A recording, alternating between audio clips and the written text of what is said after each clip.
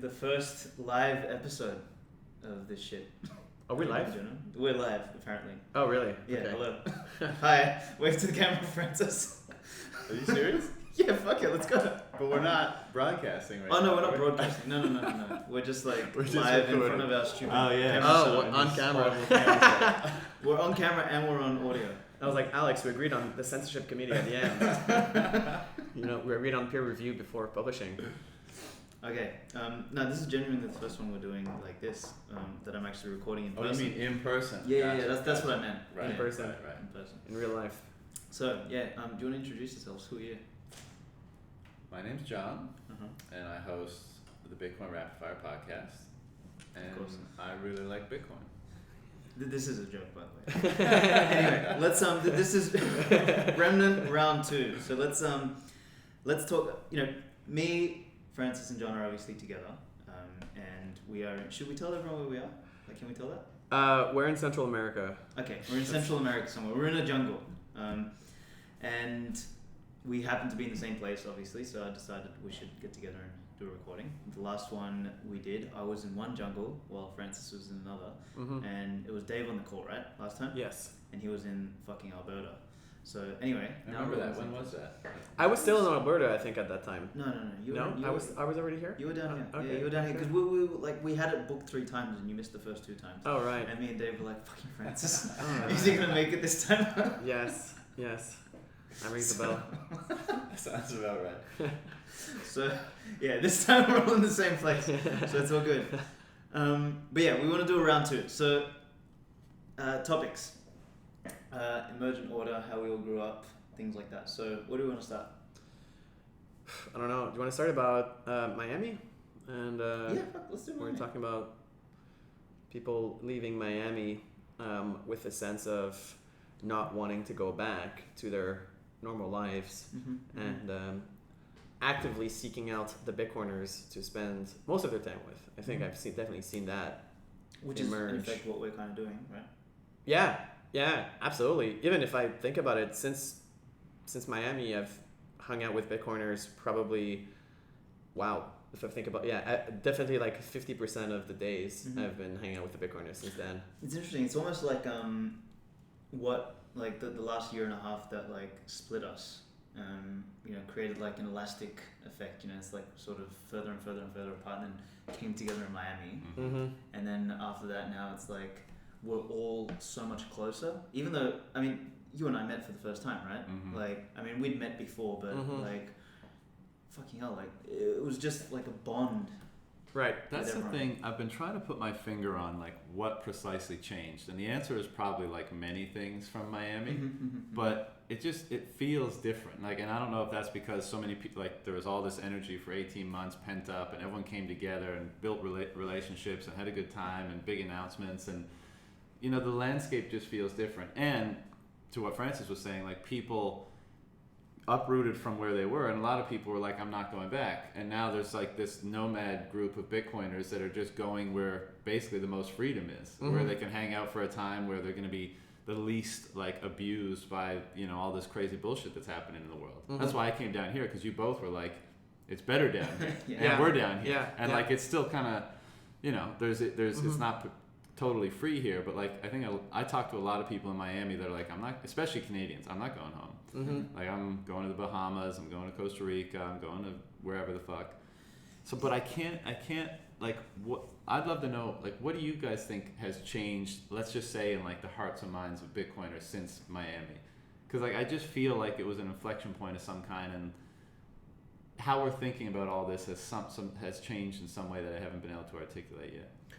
I mean, maybe it was just like spending time with humans again, that like we know from a distance, but we sort of align with so well. Because I mean, the beefsteak night for me was like, It's amazing. it was amazing, but it was also like, it felt like I was saying it to people like, It was the first party. It was the first party we had. Also, just like regardless of Bitcoin, it was the first time I think most of us just got were together in a in big something crowd. big. Yeah. But it was, for me, it was like a live Twitter feed. Like I was walking around just seeing faces, and Right. like, I know you, and all this shit. So it's like, it was kind of like long lost family in a sense. Totally. Right? High school reunion almost. Yeah. I remember just walking in the door and being like, hey, like pointing at people like, holy shit, and all this hugging, and you know, it was amazing. Definitely overwhelming. And I mean, one of the main topics of conversation that we had was, okay, so how did your family and friends react to you back home? I had this discussion with a lot of people, talking about how I lost most of my group of friends, how some people in my family were supportive of my frame of mind and ideas regarding the lockdown, regarding the hysteria, regarding the impending collapse of Western civilization and the fiat economy. Whereas some others in my family, my group of friends, ostracized me a lot for being a conspiracy theorist and all sorts of nonsense. And I feel like we all have shed so many of our past lives during the lockdown, where it was like that realization that I really don't fit in. I mean, when I first, the kind of, I don't fit in with the normies at all, and I'm out of place everywhere I go. And I had this realization probably earlier than most Bitcoiners, since I was hanging out at the Bitcoin Embassy, and I was doing like the mini conference all the time, and I was running the meetup. So, but I'm definitely aware of myself changing over time at the Bitcoin Embassy, just realizing, okay, I don't fit in with my former friends. I only fit in with a certain type of people that share not only their values and ethics that I share, but some sense of we use the same literal apps, we use the same protocol for money. We use the same communications networks. We're either all on Telegram or Twitter. We all have the same inside jokes, the same memes, the same culture, and so forth.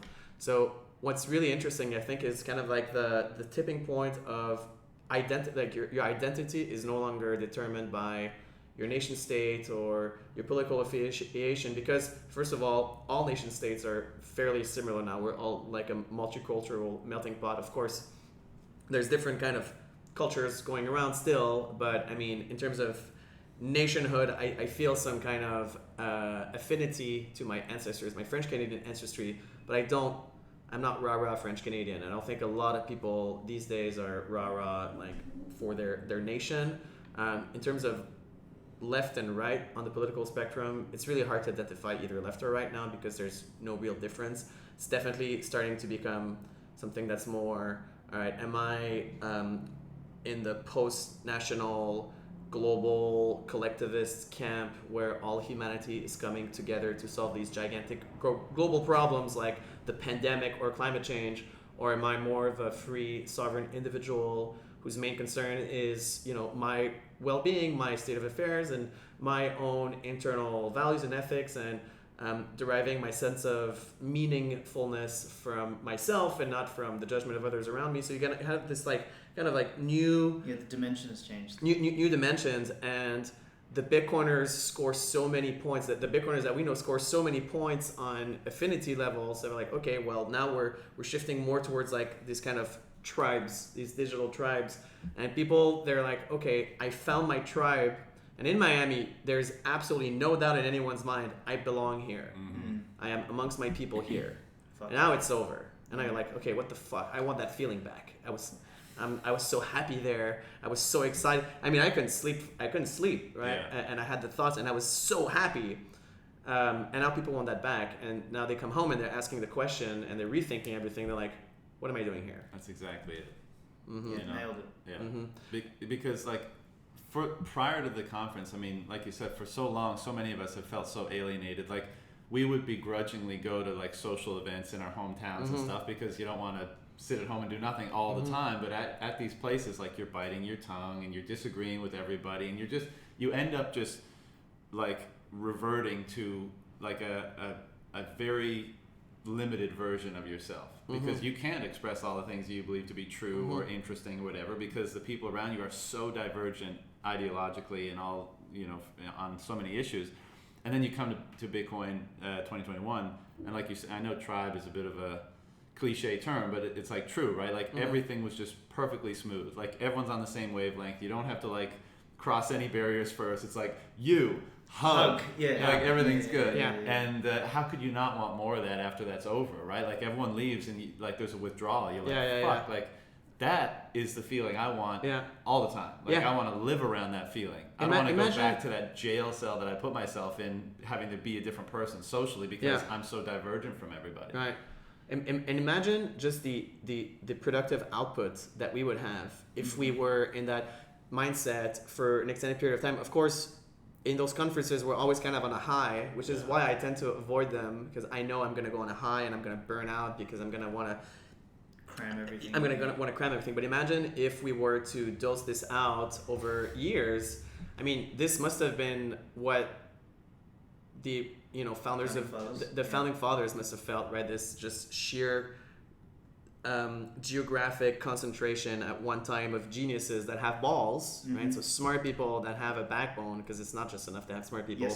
Probably something similar happened at the Italian Enlightenment with Da Vinci and the Medici and all that group of builders. Probably happened a few times throughout history. I think like now we have, and the thing that's crazy about the internet also and just globalization is the first time that the remnant have been able to meet each other in one place, because there is a very small pocket of remnant in different places around the world that just never would meet because of time and space limits. But now we're able to physically meet in one space. That's why like Bitcoin 2021 was the highest concentration of remnant ever assembled in the history of mankind. There has never been a time and place where you had just, I mean, how many people were at that event? Like 20,000 or something? And out of that 20,000, which is already a good potential pool of candidates for Remnant, you definitely had like a few thousand, like 1,000 or 2,000 people that might be what we would call the Remnant, like a sovereign individual that will rebuild society once it collapses at one place in time. Fascinating, crazy. And then when you see the version that you become there, you're so like you're just on point. You have synchronous. You have ideas. Shit happens. You want to build. I left that place and I was super motivated. I was absolutely motivated. And then my motivation started to leave a little bit. Once I left Bitcoin 21, I'm like, oh no, yeah, actually, I remember why I was demotivated.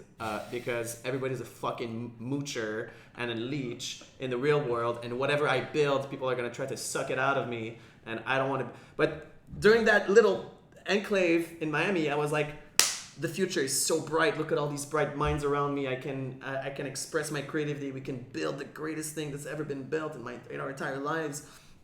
So I think the contrast is just how pathetic and mediocre everyone else is. Also, it's very hard. I mean, you don't realize how pathetic and mediocre your friends, family, and neighbors are. Yeah. They're just different. Right? But then when you see how much better people can be, you're like, oh wow, they're not just different, they're just the average is so bad. The contrast was big for me because like when I left America, I flew into Mexico, and then I was straight into fucking battle over there with the Airbnb that I was staying at. They had a gym downstairs in the apartment complex, and they wouldn't let people in the gym without a fucking mask, and they wouldn't let people walk through the lobby just to get into the elevator without a mask.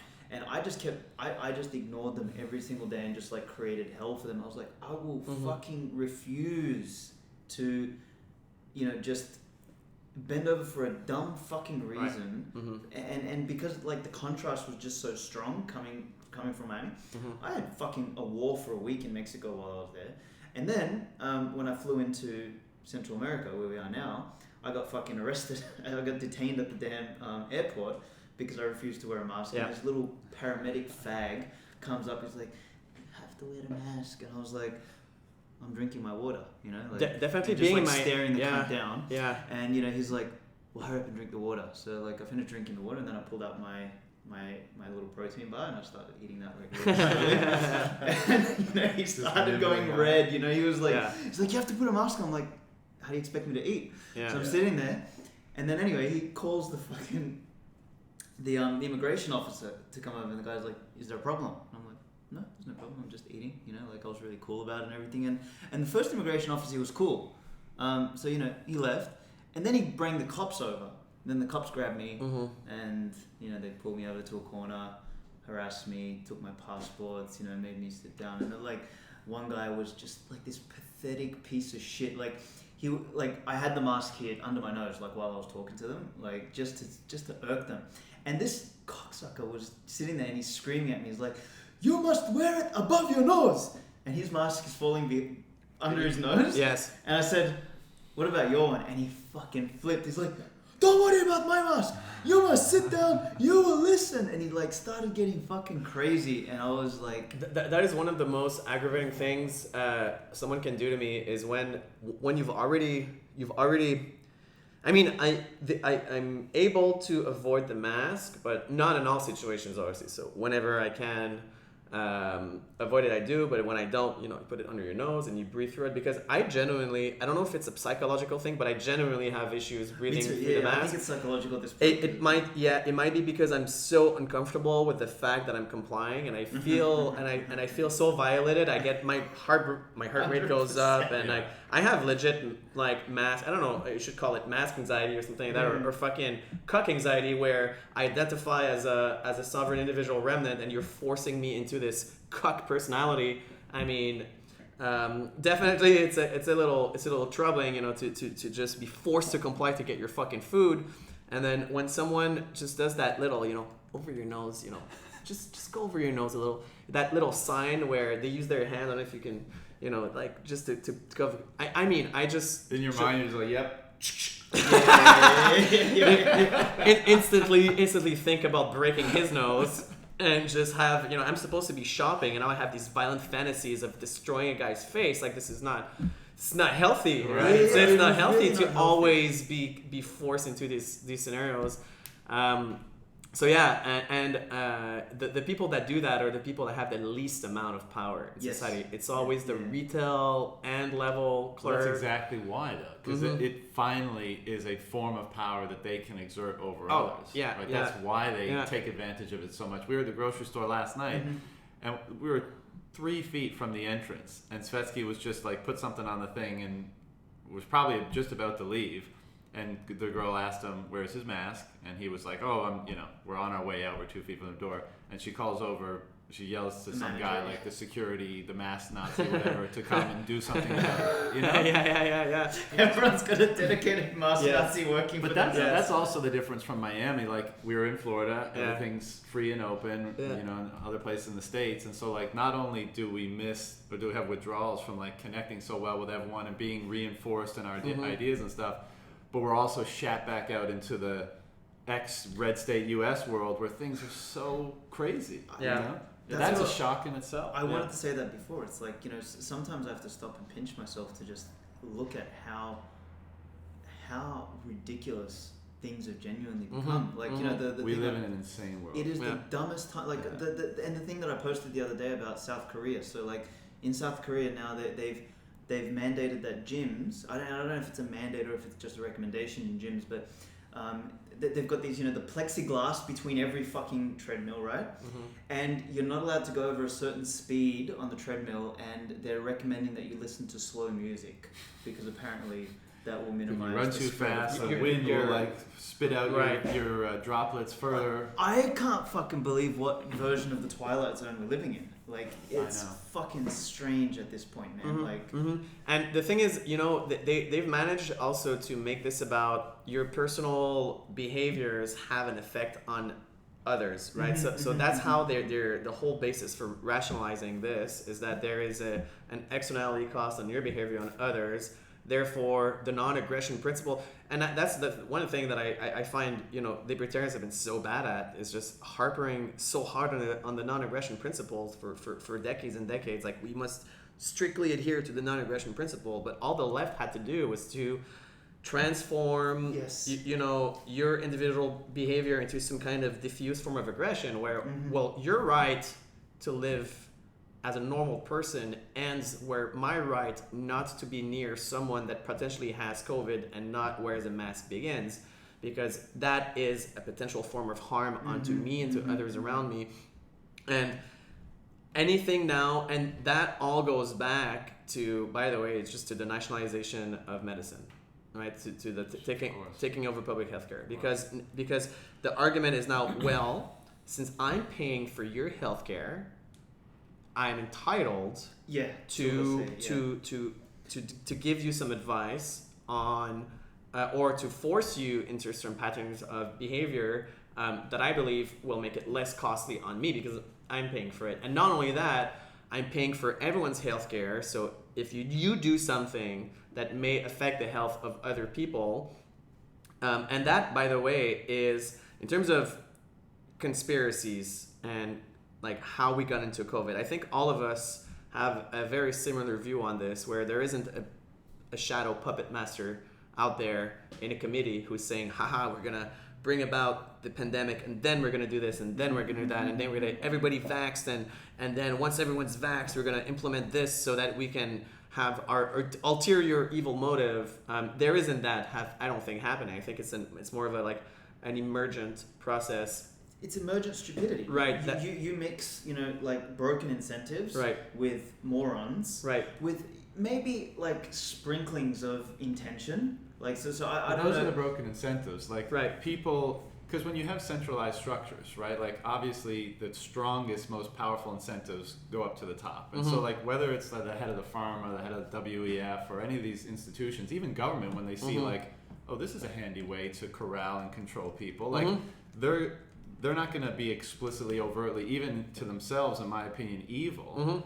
But they're just going to see opportunity, sure, and they're going to follow that. And in a centralized system, it just gets pushed down on top of everybody. Absolutely. And then the media and the hysteria and the uninformed and the fear and the incompetence just takes care of the rest. It just feeds it all. I think everybody in the world, most people in the world that are sociopolitically aware, have this feeling that things are not sustainable. Things are kind of falling apart, and you see that emerging through like the climate change narrative is a big one. Let's just all kind of blame everything on climate change.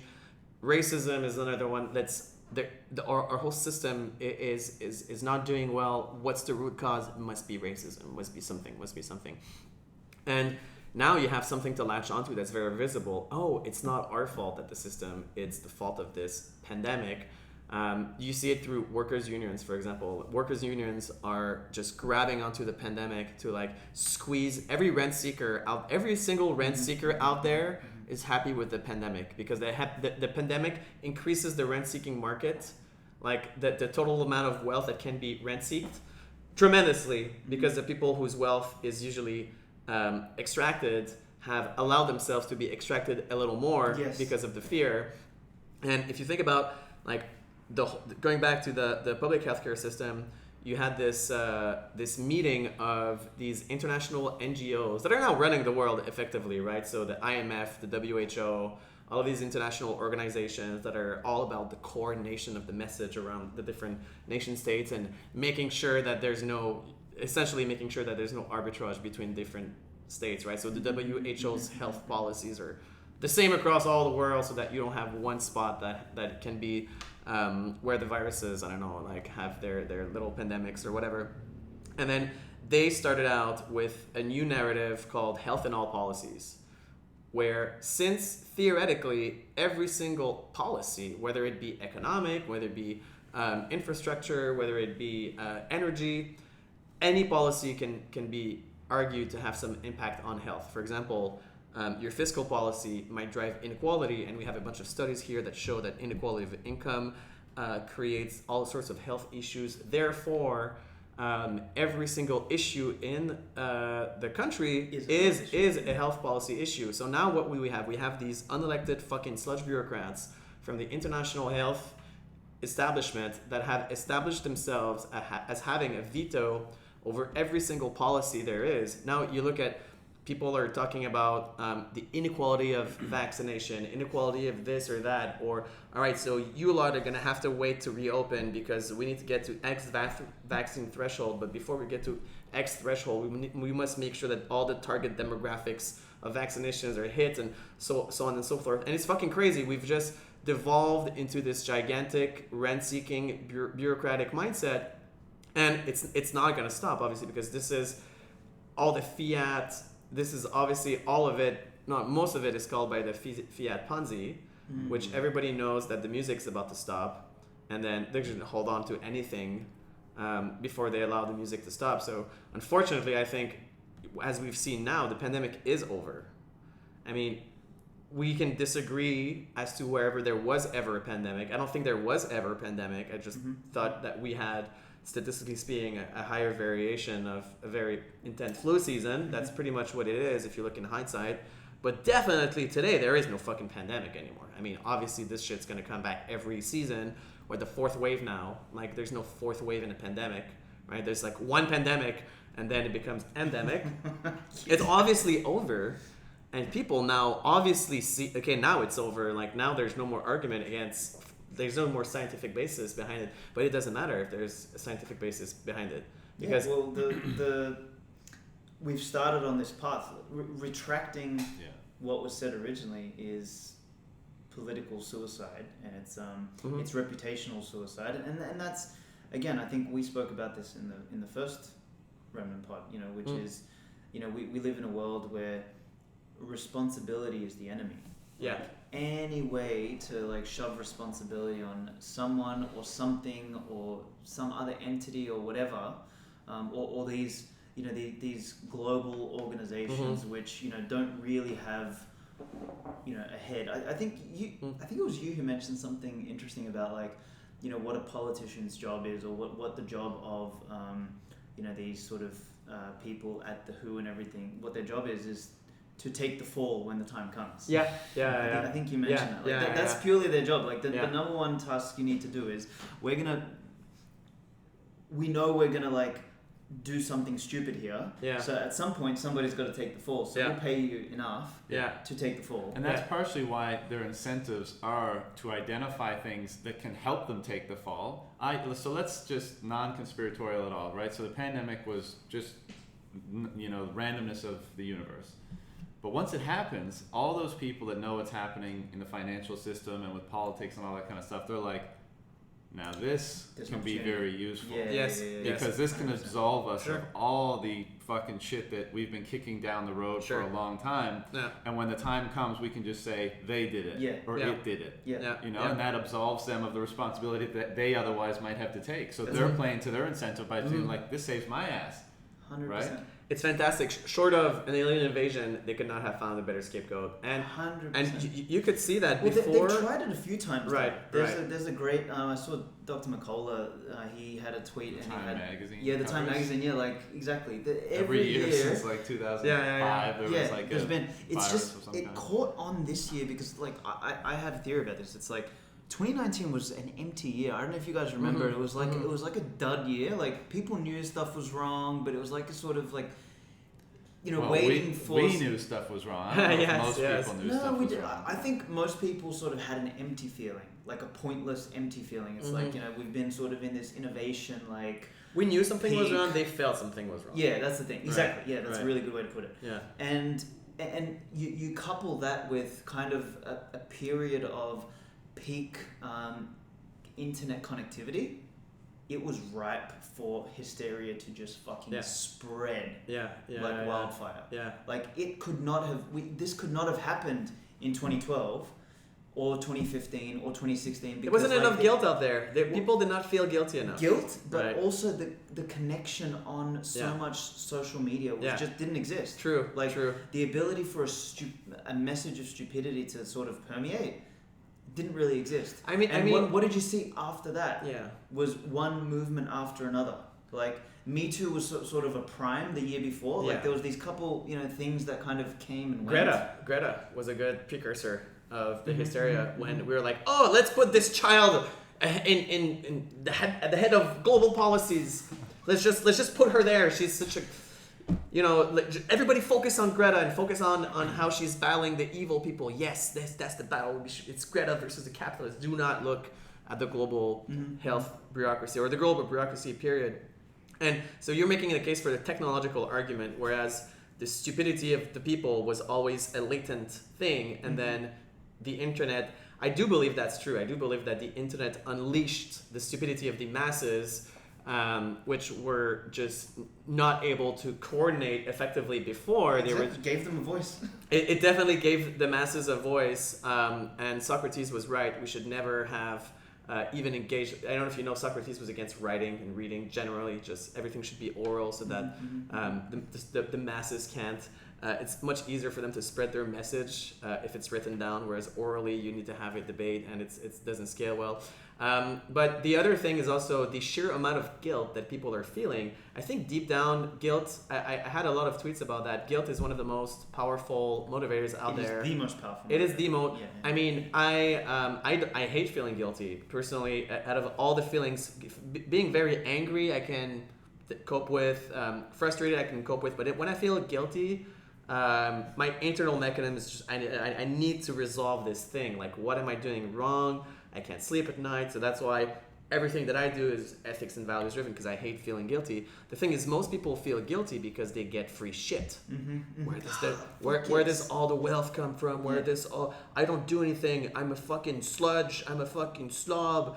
But I mean, I still get food. I still have nice clothing. I have this apartment. Everything's going up. This is why UBI will will be the final nail in the coffin for everything. You just fucking nailed it. Sure, absolutely. The guilt of UBI is going to be unbelievable. Well, I'm going to wear my mask because that's the cost to pay. That's the cost to live in a democratic society. Yeah. Well, when they say that's the cost to pay to live in a democratic society, what they mean is that's the cost to pay for me to get my weed and fucking Netflix. Yeah. And Uber Eats deliveries on time, before the show fucking starts, because I want to have my poke bowl full of plastic and cheap shit. Pets, that's what I call them. Yeah, Pets. yeah. So you guys know the girl that I've been dating recently. So she's got a little puppy who's got total anxiety and abandonment issues. Yes. The puppy does? Yeah, yes, little puppy does. And the thing is, it's weird. I've been having this like weird reaction because like I like pets, but.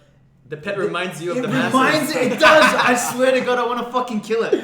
I want to kill it because God. I see it and it's so fucking pathetic. Yeah. It's just so pathetic because like you walk out of the fucking door and it freaks out because you're going and like, and all it does is like, it exists to be like, give me some food and like. Yeah. And the thing is, it's not. It just reminds me of the masses in the sense that they're not inherently evil people. Like it's just that. Pathetic. And we had a discussion about and I've had this discussion a lot with other people about my own personal compassion towards people. Yeah. At one point during the height of this thing, I mean, I had zero compassion. Yeah. I had zero empathy. Yeah, 100%. And I people that follow me on Twitter remember at some point I started to talk about I started to call people cockroaches. I was calling people slugs and spineless worms and mindless drones, and I wasn't like hallucinating people looking like insects, but I was walking around town and my aura, my energy was really like, these are a different species of animals. Lower class, yeah, exactly. Even different species. And I mean, I don't have any empathy towards other animals. I can't place myself in the shoes of a bird. I don't know what it's like to be a bird. I don't identify with bird-like struggles in the same way that I don't identify with these people. And I've been having waves of like, okay, just remembering that, mothers and fathers of people that I know are the slugs and cockroaches that I I need to make sure that I'm not considering it. But they keep making it so easy for me to dehumanize them in my own head. And the thing with the puppy is super funny to me because it's kind of like you have certain amount of compassion points within you, and then we've allocated. They've sucked out all our patience. That's why we're so frustrated. Any patience that we had, imagine like every time you go shopping, they're stealing a little bit of your patience points, a little bit of a compassion point. And I don't have any fucking compassion. You just people devalue themselves as humans in front of you. Like, well, if you keep devaluing yourself, I'm not going to value you. Yeah. Right. There's two things I want to mention about that. One, I share the frustration entirely, and I know exactly what you're saying. But I do empathize with them because my whole life I've been striving not to be that person, right? And that's like what we're talking about here ultimately. Like it goes very deep into the subconscious, even into the spiritual if you want to take it there. Like we're talking about how a human being should engage with reality and with other human beings. And what we're seeing around the world is people that have completely relinquished the responsibility to determine that for oneself. And they're just saying, yeah, give me my weed and my Netflix and my Uber Eats, and my UBI, and I'll be whatever you want me to be. I'll shut up. I won't develop an ideology. I won't have a perspective on things. I won't have strong beliefs. I won't have values, principles, etc., etc. I'll just be whatever, however you want to shape me. And I think all of us are like, well, we're the exact opposite. We're very intentional about who we are and what we say and what we want to become, and determine, and spending time thinking about our values and principles and philosophies, so that we can, we're trying to see with clarity. We're trying to discover truth in all of its different manifestations and roots. And so, like, I can empathize, but I share completely, like, the critique of those people and saying, like, you fucking piece of shit. You are taking no responsibility for this gift of life that you've been granted to develop, to see truth, to see reality, to develop a proper perspective. You're just you're an agent, the Matrix has so many good metaphors, but you're an agent. You're just walking through life programmed by somebody else. You need to program yourself. That's what this is all about. But to the follow-on point that I wanted to mention, which I think brings things back to the conference, is I think a lot of Bitcoiners right now share the frustration and like looking out at the world and like, holy fuck, like it really is crazy out there. And I think there's this sense of like, what should I be doing right now? Like, maybe I'm with Bitcoiners, or maybe I'm back in my wherever the fuck I came from, and I'm surrounded by the craziness again. I know this is not going to stop. It's going to morph and change from one thing to the other, the other. The insanity will perpetuate as things crumble. First of all, how do I maintain my sanity? Like, literally, like, as you were just saying, like, your compassion gets sucked out of you and you start having these really negative thoughts. Like, you got to contend with that. You got to be like, how am I supposed to manage that? And how should I deploy my limited energy, financial, whatever resources now? Like, I'm jazzed up. I know I have my tribe, but I know things are crazy. Like, where do I stand? Like, what's my approach now? I think a lot of people are in that situation. What the fuck should I be doing? Yeah, for sure. And I mean, that's a very good point. I think as Bitcoiners, I mean, it depends on, I guess, how cash flow positive you are and how many Bitcoins you have. But in terms of Bitcoin right now, I think my mindset is I just need to survive this period of time, right? As you guys know, I'm out here in the jungle. I spend a lot of time working out. I spend a lot of time thinking about my physical and mental health. I'm very conscious of my allocation of mental energy. I only spend mental energy on people that I want to spend it with. And for me, it's just been right now it's just about waiting it out as much as possible. I think a lot of people that haven't done their preparations, that are still stuck. I mean, you don't want to be stuck, right? And a lot of people, like, they're stuck where they are right now, and they realize, holy fuck, I haven't done anything, and I'm surrounded by fucking fascists and Nazis, and they are after me. And it's in the beginning, you were able to avoid the masses, and they didn't have that much of an effect on you. And that Matrix analogy is so good. It's so good, because in the Matrix, there's like the NPCs, which are harmless fools just bumbling around you, and all you have to do is to just watch out for them not to stumble on you, and you're fine. But then this whole idea of socialist collectivism transforms these people into agents. Yeah, they've weaponized right? them. They have weaponized. That's a great point. They have weaponized the masses against us. So now we're like, okay, we're completely surrounded. And I mean, a lot of people are thinking about, okay, where should I? The number one reflex of people is like, where should I go physically? I need to physically leave. And I'm starting to figure out that apart from some of the American red states, like Florida, like Wyoming, even Texas doesn't seem to be.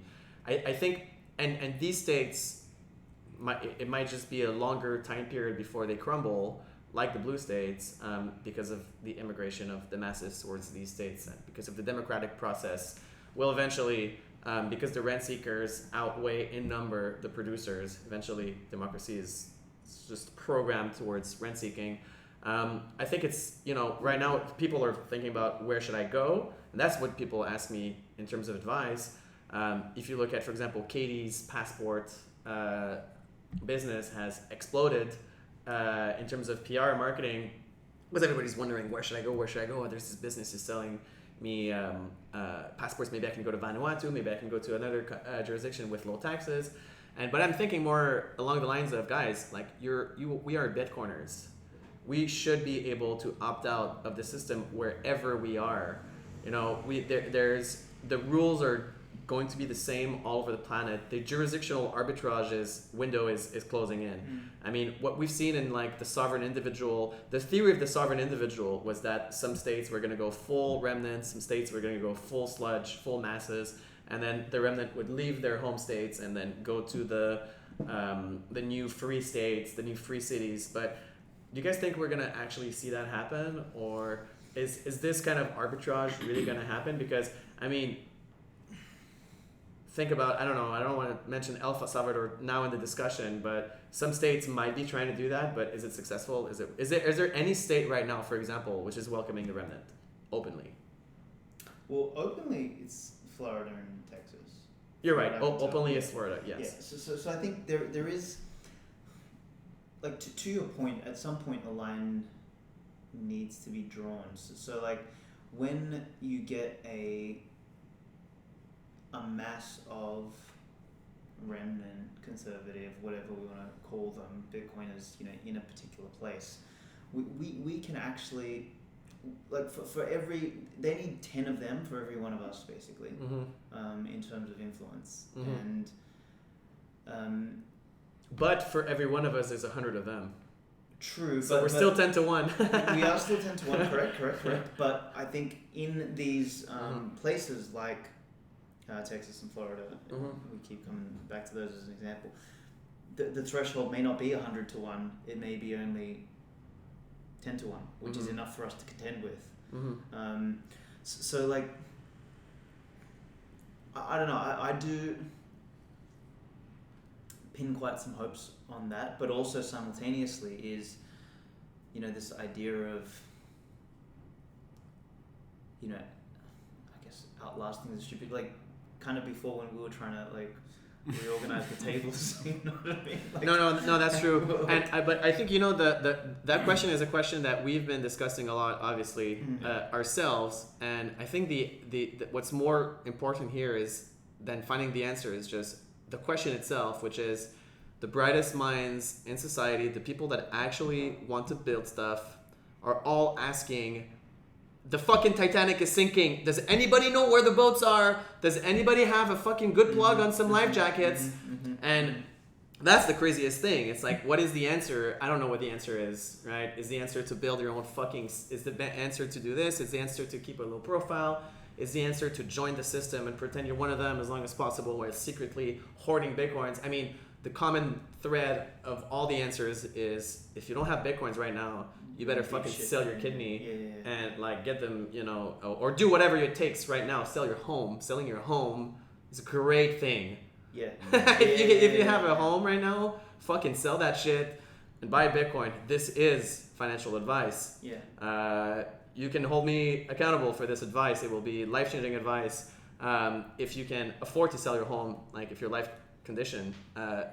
But we're really at this point where, just another example, I hired a new part of the Bull Bitcoin team a few days ago, a Bitcoin remnant that I met in Miami, and his speech to me was exactly the Atlas Shrugged speech, which is, I don't fucking want to produce something for other people that are jackals that are just trying to get my shit all the time. I just don't want to. I am opting out, and I was fortunate enough for him to be like, well, I'm opting out of that system and I'm going to dedicate now my energy towards your project.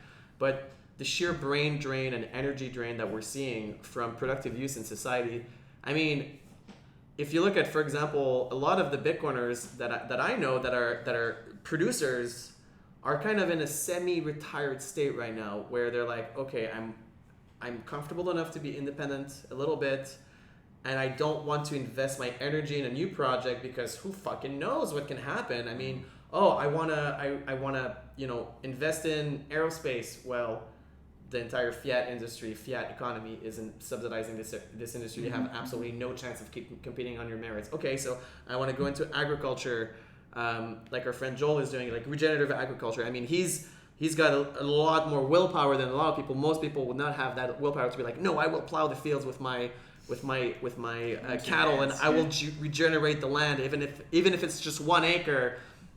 Most people are not like that. They're like, okay, I don't want to invest my time and energy into this crumbling system. And then there's two things you can do actually. It's like you can dedicate your energy to Bitcoin by building on Bitcoin, or you can just buy Bitcoin and opt out and do nothing. Which is right now I'm kind of seeing Bitcoiners are into both camps. Like, well, this is the thing. That this is where I don't think complex problems don't have simple solutions. So like this is going to be, the solution to this, I call it the lead bullet over the silver bullet strategy. Like Bitcoin is the one silver bullet, or Bitcoin is the lead, right? But we need the lead coming from different guns. I'm trying to find an analogy. Right, sure. No, I know what you mean. Yeah, we it has to be a multiple of these things. Mm-hmm. There needs to be those of us, building, Bitcoin businesses and stuff like that. There needs to be those of us writing. There needs to be those of us fucking berating people on Twitter, But I think there is a huge opportunity for people to just literally, like, some people call out the plebs for just being dumb cunt plebs and stuff, but it's like, I actually enjoy watching losers bullied out of their Bitcoin. I think it's a fucking service to Bitcoin in general. Yeah. Like, bullying a loser out of Bitcoin is more Bitcoin strengthening the network. Exactly, 100%. So I think we should continue doing that. So no matter the level of pleb, like if it's, there is some dumb cunt plebs who just say dumb shit and they don't know what they're talking about, but at least they scare off the Ethereum people, right? Yes. So they still provide a service. So anywhere along the spectrum of Bitcoin, there is a lead bullet, right? There's some of us who are looking at building shit, outside of the area. Like I'm gonna go to Honduras in the coming months at some point, and I'm gonna go check out what the guys at Prospero are doing there. So I think there is what I'd like to call like pockets of hope in a sea of shit, and like Miami was one of those examples, but more in the Burning Man style where it sort of came together and we left.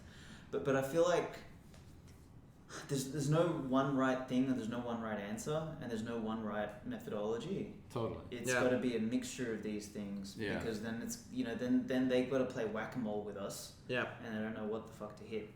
So I think like in terms of the physical world, we're all fucked, right? In terms of your physical assets, your physical person, that's what you have to be worried about, because there's no geographic location where you can go to that is remote enough that they can't find you. I mean, not necessarily remote enough that it's free enough that they can't do anything to you.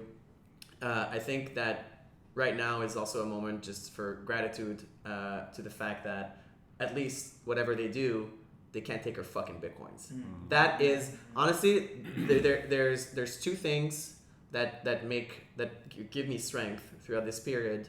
One of them is they're never going to take my Bitcoin, and my Bitcoins are going to be worth a fuck ton of money in the future. So that's the number one thing is like, I just imagine myself being so much wealthier than everyone around me. I imagine them begging for a job to clean my shoes, and that's what gets me through. And the other one is so there's this positive aspect. This is the positive side, right? In the future, I will be able to hire them to clean my shoes and be benevolent in giving them a job. But the other aspect You're nice. I'm going to fly over them in my helicopter, and I'm going to drop bags of shit on them. I know. I told you so. I'm going to be like, yes. Just let it splat all over the fucking. Oh no, I know. That's one of the reasons why I think Mircea Popescu passing away might be a good thing for the universe, because a lot of people feel a strong desire for revenge. Me amongst the first. And then the other part of it is not only am I going to be wealthy, but they are going to cry eventually. Like eventually it's gonna, when the entire fiat system collapses, there will be no hiding. Right now everybody's hiding behind everything else. They're hiding behind the signs. They're hiding and musical chairs, man. The music, one day the music will stop, and we're gonna be laughing, and they're gonna be crying, and then at that time it's up to us to decide whether or not we're gonna be like, it's okay, lift them up again, or just go our own way and do our own shit and build our own stuff. So I prefer they all starve, and then seriously, like this sounds bad, but at this point I don't care. Like I'm with the depopulationists, and I think You know, like that they can reap what they've sown. I will not share a single fucking Satoshi with them. Sure. They will have to work for it. Sure. And they will have to earn it. Like, you know. I mean, that's how I see, for example, my contribution to Quebec and French Canada, you know, more broadly. A lot of people are asking me, like, from my connections there, like, when are you coming back? And my answer is always the same, is when people beg me to come back. Like, that's when I mean, I will come back and I will give my energy to the people again. I will do it because I feel compelled to do it, and I'm sure one day I'll be like I'll be trying to.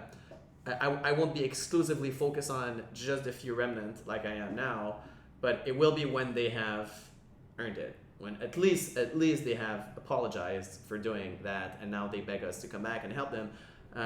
And they might not do it, you know, they might hate us while we rebuild the world, but then we won't really care. So I don't know.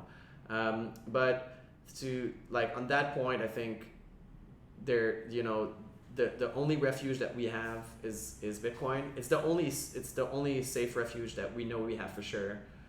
So let's all use it. And also, we are in a time in history where two things are happening versus, like, in government enforcement and coercion at the same time. One is that they desperately need everybody to comply and everybody to produce revenue more than ever.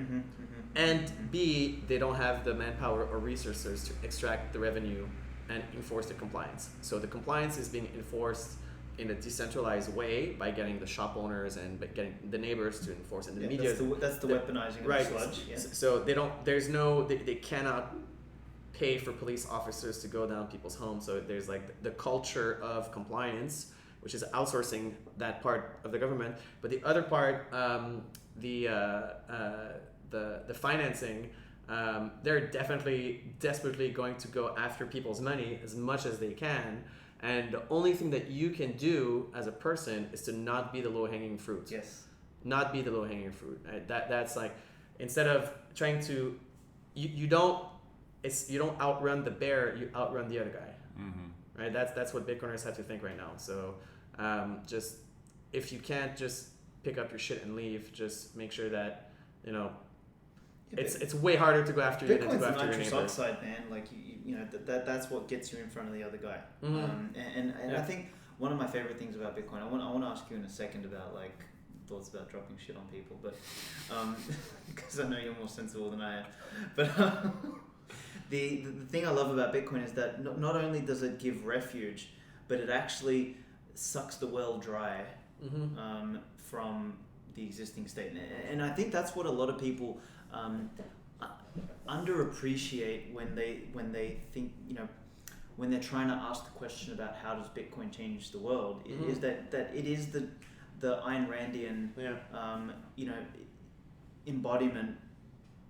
Sorry, it's an Ayn Randian manifestation in the sense that, you know, as the productive people left to the Galt's Gulch, sorry, they took their productive capacity out, which lessened the base upon which the parasite can feed. Right. And that's what Bitcoin fundamentally does. For sure. And that's why, you know, whenever I talk about Bitcoin, I talk about it as, look, it's the most important economic decision you'll ever make, but you're actually a dickhead if you're not removing everything you have out of Bitcoin, just keeping the very minimal amount in that system, because you're feeding it. You're actually feeding it. Starve the fucking thing.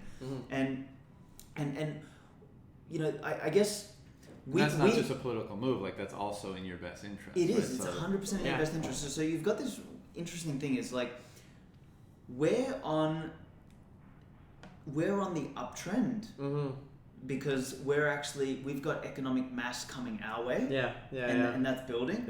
Whereas the existing system is actually on the downtrend. But we're so far apart still. So I don't know where the tables turn. That's the only thing. So it's not a matter of if, it's a matter of when. Oh yeah, absolutely. And we've got to last long enough for that thing to happen. But once it happens, fuck me, the swing is going to be wild. It is going to be wild. Like, we'll go from being, like, hiding one day to being the fucking kings of the world the next day. Like, it'll be a switch. And it's going to happen so fucking fast their head's going to spin. No, for sure. And, in the real politic of the world, the game theory of Bitcoin, right now we just have already internalized that we win, right? Because all of the incentives are so insanely strong in favor of Bitcoin that the only reason why people are not massively migrating to it right now is because of lack of information, right? Because of lack of perfect information in the lack of perfect information and lack of they're still because the prices they haven't crossed the pain threshold yet. Right, sure. You know, like I always. But pain is information. Pain is information, and price is lack of feedback, right? Lack of feedback. Yep. Yeah. But it's gonna fucking swing right in the other direction, and I think you said it well. Like it's not a matter of when, it's a matter of it's not a matter of if, it's a matter of when. And in my mind, just like if anybody's still discussing the is Bitcoin going to take over or not, you're out of the discussion right now. The discussion is the one we're having now is how do you place yourself? What moves do you make now so that when the board has been reset, which is hyper Bitcoinization, when that wealth transfer ends, where you're not going to be able to be rich anymore just by holding Bitcoin, at some point you're going to have to fucking work for money. You won't be able to just hold the money. Although it will save you wealth over time, your wealth will deplete as you spend it. You won't be able to. But right now, that's the discussion we're having. And part of also in Miami, going back to that conference, because and I like the fact that we're all talking about the conference because I'm still obsessed about the conference and I still think a lot about what the before and after.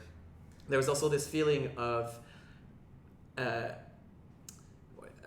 my own irrelevance, right? So the inevitability of Bitcoin was extremely striking to me at that time.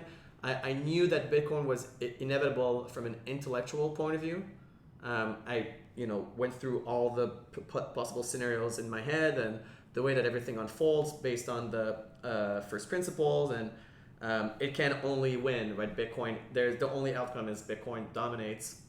But then it's another thing to feel it, to really feel like, holy shit, like we are the coolest people in the world right now. This is the coolest place on earth. This is the only place where shit is happening. Like everybody, real deep and meaningful shit. That's exactly what gives me hope, right? We're talking about the sludge and the dropping shit and depopulation and all that kind of stuff. And since I was like a teenager, I would look at some news interview with some southern state trailer trash sort of person giving an interview, and I'm like, how the fuck does this get turned around ever? Like we're just going way in the wrong direction, and this is the type of people that are being produced as a result. And we got to realize how early, we're 12 years into this. On a historical timeline, that's that's nothing. And look at how much it's changed. So to the point of should we seclude ourselves in the jungle for the next decade and just ride it out and do our thing, or be a part of small communities that become bigger and bigger and bigger and affect change in that way? For me, the conference was like, people want this. They're, yes, their fear and their insecurity and their conditioning and all the other stuff gets in the way. But people want, genuine human connection and friendship and love and trust and prosperity and peace and intellectual stimulation and health. Like people deep down, they want that. It's just obfuscated by a bunch of stuff. And that's what Bitcoin is creating as a culture. And so you fast forward that a decade, or even 6 months and then a year and then 2 years and then 3 years. Like that, I think the appeal of Bitcoin is not just yes, you can opt out, get in the life raft, preserve your savings from all the people trying to take it from you. But you can opt in to a culture that offers that. Sure. That's true. And the more that people are together rather than secluded, the more that's obvious, right? So let's just say Miami or Austin or some tiny town somewhere becomes more and more Bitcoiners go there because there's more freedoms, right? There's a magnetism to freedom, obviously. So to your question before, I do think Bitcoiners will gravitate towards those areas. And hopefully they can amplify what's happening there rather than it diminish. But that, I think, even though we're going to be demonized in the short term for sure, climate change and radical people and blah blah blah, I think the culture that Bitcoin fosters and the economy that Bitcoin fosters and the innovation and the wealth and the creativity and all the amazing stuff that's going to come out of this, that will appeal to more and more and more people. And as Bitcoin sucks people in that communicate differently, like even the three of us, we communicate differently, our messages are going to resonate with different people differently. Yeah. And so the larger the mass of Bitcoin becomes, the more it appeals to more and more people. And so like, we've got a long way to go because 99% of the world is stupid motherfuckers. Mm-hmm. But that gives me hope that, and I've seen so many of these transformations. You know, I've talked to people that were like dyed-in-the-wool socialists a year ago, and now they're hardcore Bitcoiners. Yeah. And so it has that power of transformation, and that, you know, that it goes all the way down to the religious and spiritual sort of domain. But the fact that it has that propensity gives me hope to say like, okay, you know, we're early. It's, you know, we're in the middle of this process. Sometimes it's hard to see things in the middle. Zoom out, what's happening? People are being transformed, and they're being transformed by this entity. So that gives me hope, you know, when most of the time I want to go insane by what things look like, you know? Yeah, against the specter of, I was speaking to a young guy who's running a channel called, like, he calls it Not the BBC, which is great. Like, so he's like it was a young English guy, and he wanted to interview me because he saw me do the interview with Edward Griffin, the Jekyll Island dude, and he's like, he's sort of really fresh to Bitcoin, you know. So he came to me with the whole crypto and blockchain pitch, and like I just took him through the whole narrative, like, because he was already super red pilled, this kid, but new to crypto and blockchain, sort of stuck in the whole thing, and I kind of like framed the, you know, blockchain is a enterprise attack on Bitcoin, and crypto is a fucking corporate/state attack on Bitcoin. Sorry, blockchain's an attack on Bitcoin, and crypto is an attack on Bitcoin. They're both attacks on Bitcoin because Bitcoin represents the only thing that these idiots become irrelevant in. And I guess part of what I was trying to discuss with him is this, like, the economics is the fundamental study of reality. Before anything else, like, economics is the study of, you know, the movement of energy, basically, right? The movement of time, energy, and matter, like, and how that transforms and transacts it. And that's where I think, you know, that's why I'm adamant. And, you know, when we were in the fucking car in Miami, when, you know, you pulled that whole, you know, fire, Bitcoin, teleportation, it's the fucking greatest saying ever, because it really is that big. I don't think people realize how transformational Bitcoin is. Like, the internet was a means Bitcoin of, leverages like, everything else. Exactly. Bitcoin compounds everything else. Correct. Like, right. yeah, fine. On the internet, we can send each other dick pics and, like, you know, messages. Bitcoin allows us to transmit fucking human action and energy and time. Like, that is orders of magnitude greater than the internet. The internet is a fucking kernel, you know, in the Bitcoin recipe, right? So what it will do, like, against the specter of something that is immovable, like against the specter of the speed of light, or against the specter of the second law of thermodynamics, you know, our behavior, what we do, the actions we take, are either made true or false. You know, against gravity, like, you can talk as much as you want about flying when you're jumping off a fucking cliff. Yes. But when you come up against the reality of gravity, you're fucking dead. Yes. So that's what Bitcoin brings, the power of gravity, the power of the speed of light, the power of the second law of thermodynamics, and it uncovers the lie. And in uncovering the lie, you have two options as an individual. Yes. You either fucking transform into a remnant, or you die as a sludge. Right. I have no remorse anymore left for those who want to choose to die as sludge. That's it. If you want to starve, if you don't want to transform or awaken in the spectre of fucking reality, then fall off the cliff. I'm not going to come and fucking save you. In a normal world, you wouldn't even think about them. Yeah. Right. So just despising them is a huge expensive mental energy, right? In an ideal case, you would just kind of like be doing your own thing, like Howard Hughes style. I will just create an aviation industry, and who are these people around me? I don't know or care. As long as my coffee is served and I go to work, you know. And this is a theme that I've been hammering on a lot. We discussed this over dinner a few nights ago about Cervantes and Don Quixote, and the people yearn to be heroes. and people value heroes in their tribe always, right? And then there's different cultures and different sociological factors which lead you to believe like certain things are heroic or certain other things are heroic, but always it's you're looking for the heroes.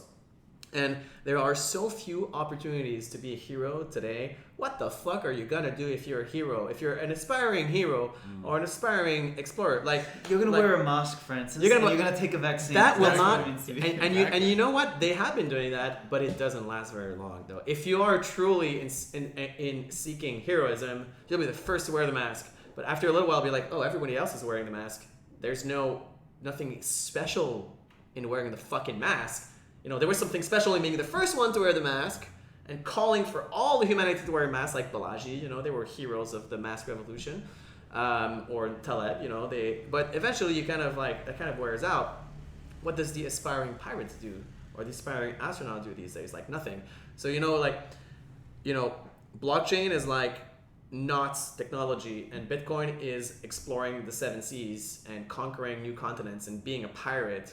Whereas, you see like Francis Drake just conquering nations and exploring shit, and you're like, oh, I really like the way he did his knots. Like, there must be some value in the way that his sails are. You're missing the fucking point here. Bitcoin is like, what is Bitcoin? Bitcoin is Mount Everest.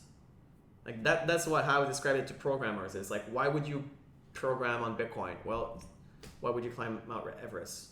Just because you're fucking better than everyone else. You know that, don't you? You're better than everyone else. Well, prove it.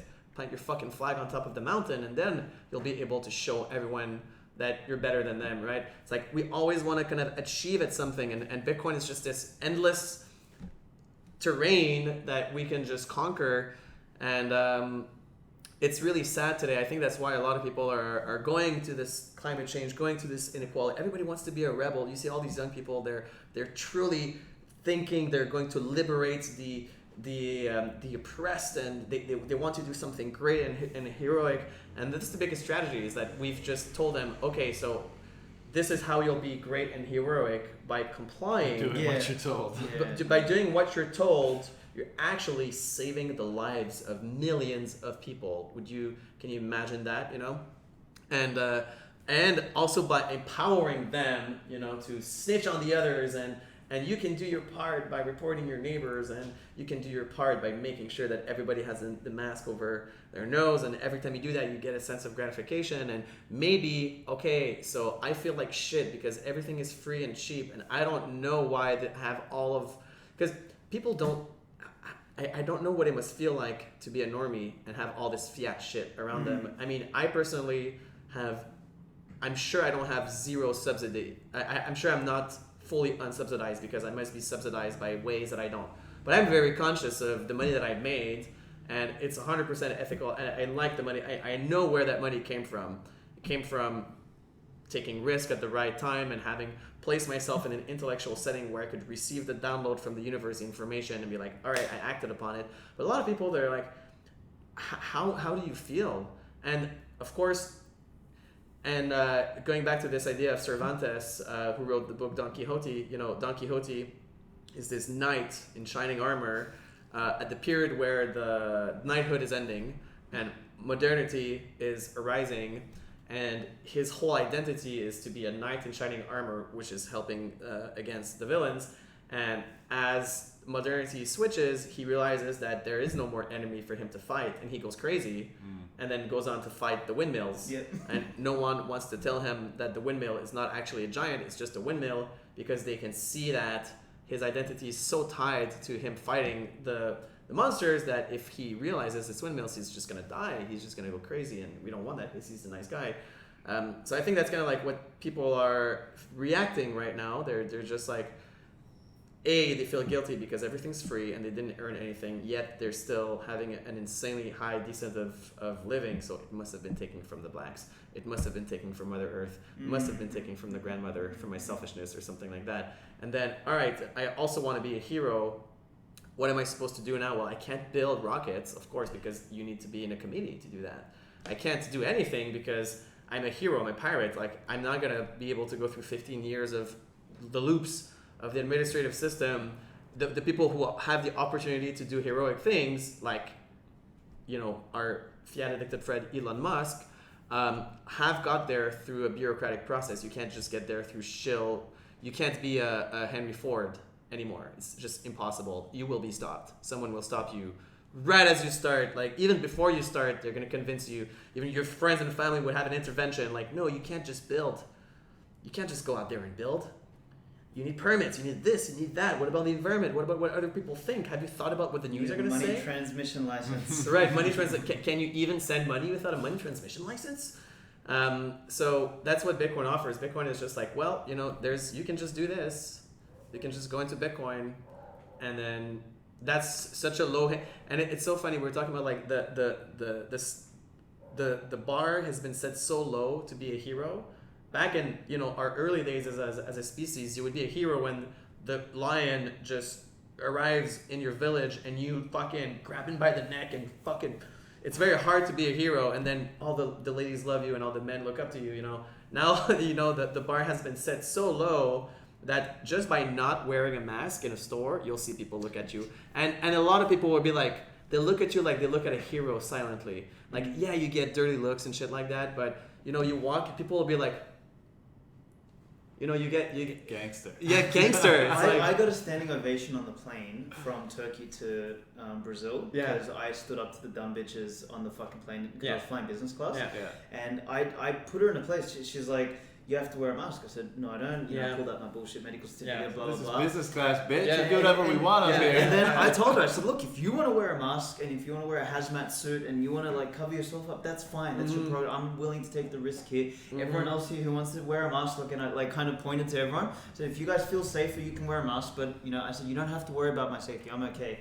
And like I kind of put her in a situation where the only rebuttal she said, well, but that's the law. Like, she had nothing else to say. Yeah, of course. And then like, well, that's the last when she left. When she left, the guy, like all the other people in business class, they were like, "You're right," and they were like, "Fucking good clapped." job." For sure. And like a lot of people, I think that there's a lot more people that are just so cucked, and then they see you being uncucked, and they're like, "Wait a minute, I can not be a cuck.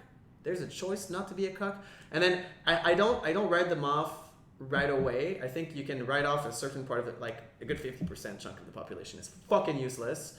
And then I don't want to like go into details of the percentages, just out of my ass. You might have like a 3% remnant, but you might have like a 17% that's like remnant-ish, and then and then in the future they're going to like pretend they were remnant this whole time. They'd be like, oh yeah, I totally had a mask exemption bracelet also, obviously, but they're kind of like on the cusp.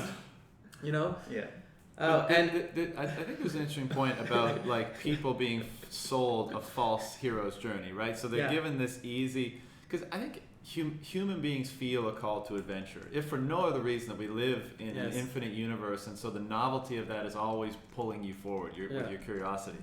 But these people have been sold, as you said, like, you can be a hero by complying because this is why. Here's a ready-made like example of why you're a hero if you do this. And because people are lazy, and because people aren't by default courageous and all that kind of stuff, if you give them the hero moniker easily, they're going to take it. But what Bitcoin represents is like a true Schelling point for actual heroes. Like the archetypal heroes in religious stories and all sorts of other stories throughout history is not just like the courageous dude from the group. It's actually, it's instructive on how every person should live, right? How to confront the chaos of existence and establish order, to use Peterson's framing. And usually when like the reason why in these stories the hero, is first like a little pussy, and then he goes through like a rite of passage, or he matures in some way through some ordeal, and he stays courageous and persists in recognizing that disorder is encroaching. Yes. Right? The established order is falling away. Despite the odds are always against him. And he says, new order needs to be established, and it's found in the chaos of the unknown. So I need to go into the chaos of the unknown and bring something back to help reestablish better order.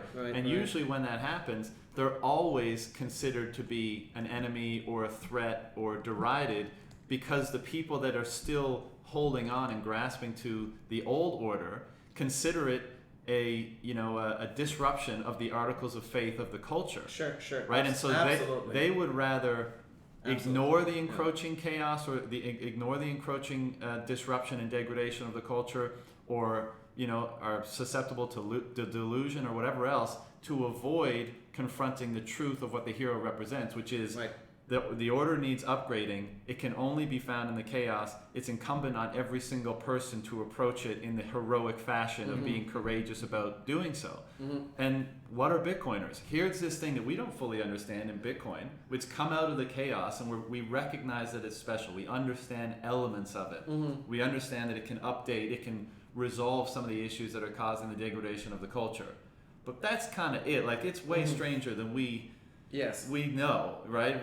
We can't really articulate it, but it's that form of truth, and it has that ability that it's calling forth our courageousness. It's calling forth our disagreeableness. I mean, look at all of us, right? This characterizes the conversations we have with everybody. We're saying, no, we're not going to swallow the Kool-Aid of the incumbent culture that's trying to say everything is fine, don't worry, house is on fire. We know what's happening here. We know what's being degraded, and we think we found the best solution to upgrade that culture. And if it means we're going to be derided, isolated, alienated, criticized for pursuing that, then so be it, because we know that it's right. And that's the archetypal hero's journey. And so that's the real one. 99% of people are being sold the false one. Yes. And I don't think that the false one is believable over an extended period of time. I agree. It's not. It's a path to emptiness. Which is why the climate change view and the recycling view and the environmental view, I think it dwindled in 2019. By the way, one of the reasons why I think the pandemic was hammered on so hard was the fires in Australia had like no effect on policy or opinion, and everybody they were hammering so hard, like, Australia is literally on fire, the earth has warmed so much, look at these photos, and nobody gives a fucking shit anymore about that. Like, the hero's journey of putting your can in the recycling box, of having your metal straw is such a thin straw, it's such a small straw to the grass, grass-back straws, It doesn't actually feed your soul the way the acting heroically day to day is supposed to. You can feel that, to your point earlier. Right. Like, most of these people don't explicitly understand this, but you can feel it. Why is depression and anxiety and all these like mental health issues so endemic in our times? Well, there's lots of reasons, but one of them is that they've been placed in this system that doesn't foster or allow the actualization or expression of the truest aspects of themselves, their soul, or what they're meant to be as humans. All that's been neutered. That's been taken away. And a part of Bitcoin that's really cool is that there's no bailouts in Bitcoin, so it's really fucking easy to lose your money. That's easy. The gravity thing. That's the specter of reality. Absolutely. The gravity of Bitcoin does not forgive at all. It's very unforgiving. Just a little shout out to the book, The Moon is a Harsh Mistress, because specifically in that book, why it resonates with Bitcoiners is because on the moon, there is this culture where if you fuck up, your airlock opens, you're fucking dead. There is no atmosphere. There's no resources. Everything is extremely dangerous. In the culture of the lunar colonies, if you do something wrong, you are immediately executed. There's no prison system there. There's no redemption over there. And it creates this kind of culture. And like, that's what's super cool also about Bitcoin is the radical responsibility. People crave responsibility big time, big time. That's why it's so easy to feed them you can be responsible for by doing everyone this, and everything. by doing that. You can be responsible custodian of the earth. You can be a responsible citizen by voting. But it's like a vague responsibility. Right. That's what gets them. Is like, you don't be responsible like for fiat, yourself. It's like fiat money and fiat food. Like, you want money, you want food, and then you're like, I don't feel nourished, but it's still food. So it's responsibility without sacrifice. Yeah, those two things have to be together.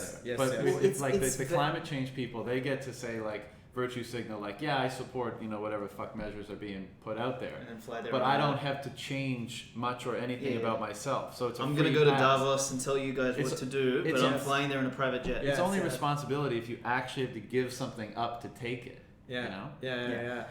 Responsibility is a trade-off. Or risk something, or even take a risk. Because you can give something up and be a virtue signaling climate cuck, by doing something like, I'm gonna take. Well, I mean, I doubt they're not actually giving up cars because they probably don't like cars. But you're risking something, right? So you cannot have responsibility without taking risk. It's just impossible. Sacrifice is possible. The sacrifice is taking a risk and losing, right? Mm-hmm. It's this risk culture, man. Like, since when people that are taking risks now are vilified? Yeah. That person took such a great risk. Yeah. It's well, I mean that ties back into the hero's journey. The whole point of the hero's journey is to go out and risk your life, risk right? it all. And the rite of passage. Yeah, Mm-hmm. exactly. And the rite of passage thing that you mentioned before, I just finished reading a book called King, Warrior, Magician, Lover. So shout out to John Chanot who passed that to me. But it's a book. It's two psychologists who are Jungian psychologists, and it's basically the 4 archetypes of the mature masculine. And each archetype has a shadow in it. So like, you've got the king, you've got the warrior, you've got the magician, who's sort of like the thinker, the tinkerer, and then the lover, which is the one who is like the explorer, or the you can deduce from the name. But one of the things they talk about in there is throughout history, men, or the masculine energies, had to go through like a rite of passage to transform into, like, from boy into a man, and to sort of go through that, and we've sort of lost that in modernity. And it's funny, I was having a chat sort of. No, we have. We've fucking totally gone. Totally gone. Fucking gone. Everybody's an adult baby, right? And I was talking to Paloma about my girl the other day about, like, we were having a discussion about sexual market value, and how, like, at a certain point, women's sexual market value starts to fall at around the time as men's sexual market value starts to increase, and it creates like a lot of uncertainty and friction, because like, sort of men, we mature in our 30s, and women have sort of hit the peak in the 20s. Now that's another conversation that I don't want to get into right now, but what I like, something hit me during the conversation. I was like, fucking hell, I've been reading I've been audiobooking the biography of Rockefeller recently, and looking at what he created. But like, he was already the richest man in the fucking world by 30. And he genuinely came from nothing. He genuinely came from fucking zero. And then, the founding fathers, in their 20s and all that sort of stuff. And I started thinking about how much sooner we matured as humans hundreds of years ago and prior to that. Like, you look at Alexander the Great, had conquered the fucking entire world by the time he was my age. Yeah. What the fuck are we doing today? No, so like, I've got a note here, which is, modernity has made humans into pets. And, that sort of ties into my disdain for that little fucking pet, that I mentioned earlier. But it's like, we have all become pets, and it has come from the pursuit of safety and comfort instead of freedom and growth. Like, they're different pursuits. Like, growth is fundamentally uncomfortable. Like, if you want to grow as a human being, you need to get outside of, quote unquote, your fucking comfort zone. Yeah. And what is outside of your comfort zone? Uncomfort, motherfucker. That's the entire premise of fiat. It's avoiding or consequences, or at least delaying them. Staying inside your comfort zone, and and what happens is it gets smaller and smaller and smaller, and the world gets smaller, less meaningless, until it finally catches up with you, where there's fucking nothing left but you, and you're like, I have nothing, I have no meaning, I have no purpose. So your safety and your comfort deliver you to fucking pointlessness. Whereas, freedom and growth, it's dangerous. Yeah, you might fucking die young and everything like that. Something might happen or whatever. But that's where the fucking largesse of life exists. And the entire creation of the fiat system started off as a means to create a bit more safety and comfort. Right. Because we want some safety and comfort. You know what I mean? Like, when you go and take a shit, you don't want to take a shit on the fucking floor and dig a hole out of the floor and then cover it, that wasn't because of fiat. That's not like why it was developed. Well, in a sense it was. Like, the movement towards comfort. So actually, Fiat came after the move towards comfort and safety, right? So we've kind of always desired that, right? We have, but that's the thing. But what we've done is we've optimized safety and comfort. Sure. And made it more important than freedom and growth. Like, so that's the values hierarchy is completely inverted, which is, yes, we want some safety and comfort. It's absolutely fucking important. I like going somewhere nice and chilling out and relaxing. Sure. It's fucking cool. Like I like going to Whole Foods in Miami and seeing a whole fucking array of things. Well, it's the fourth turning kind of argument where, you know, once you get to safety and once you get to the comfort zone, I mean, you strive towards that. But if you're born in comfort, then you're supposed to have this. You become soft. It's an entitlement. But this is why I think entitlement. Yes, this is why I think in a hyper-Bitcoinized world, we are going to see an archaic revival of rites of passage and ritual and all this kind of stuff, because we're going to realize, okay, we're going to establish extreme comfort and wealth and prosperity. That's a problem. No matter how vigilant you are, that's a problem. What practices and rituals and all that kind of stuff can we put in place in the culture that's going to at least help stave that off or mitigate it or minimize the influence, right? Like how can we have ordeals for our young people, or how, you know, like whatever it is. I'm not going to, I can't think it up off the spot, but just like whatever they used it for in previous cultures, right? Like when you turn 13, 18, whatever, rites of passage, whether it's like a week in the forest or it's like, you know, fighting to the death, or pick your culture, like something like that, that's going to remind people of the harshness of life and give them gratitude for the comfort and the security and the prosperity that they have, and do that consistently so that stays top of mind. Like, I think that will be a part of the culture. Sure. That's going to be far more real in a world where, again, the specter of reality is so near, which is in Bitcoin, you will lose your family's dynastic inheritance if you are a fucking loser. And you have no way of keeping it by taxing or inflating your way into holding it. And that's what, like, so when you look at, for example, people give the whole Rockefellers a lot of shit. Like, he was a fucking animal, man. Like, he fucking built something that nobody else, you know, could match. And now, but you look at his descendants, you know, just increased in a level of cuckery because they came from wealth, but they were able to keep it through the institutionalization and bureaucratization of that wealth. And they don't have to add any more value. Whereas in a Bitcoin world, you know, if my descendants are cucks, they're going to squander everything on hookers and coke, and they're not going to have anything. Yeah. So I'm going to build in to multi-sig, you know, ordeals that they must go through to unlock Bitcoin to have it. Yeah, well, seriously. No, for sure. And I was you must fight your brother to the almost death. I was just thinking about that. I was just, when you were talking about rituals and you were talking about this, I just had this image, like the transfer of the private key ritual from Witch of the Suns, and I was just telling John the other day, like, you know, if I die, maybe one of the things, when I die, one of the things that I want to do is who deserves my Bitcoin. So obviously, when I have kids, it's going to be my children. But it would be fun to have an Easter egg hunt so that only someone that can see the world exactly the way that I do can have that. And, you know, talking about Rockefeller, like the fact that Rockefeller is illegal today, you know, Rockefeller has been banned, and anything coming close to Rockefeller has been banned. Why? Well, because you are not allowed right now to innovate without permission, right? You're not allowed to just do shit and change the world and then have the world adapt to you. You need to ask for permission before. And in society, I mean, society has always progressed in leaps when people have risked an insane amount for an insanely high reward, and then having done that, you know, society kind of slowly catches up to them afterwards. And that's why, like, what major innovation have we had in like the last 15-20 years? Can you Bitcoin, other than Bitcoin, sure, other than Bitcoin, we can 30 years, we can send dick pics much easier now. 40 years. Have we had any innovation? I mean, it's just, again, talking about the moon is a harsh mistress, written in 1966. They have the internet. The internet technology has been invented, and people are talking about it.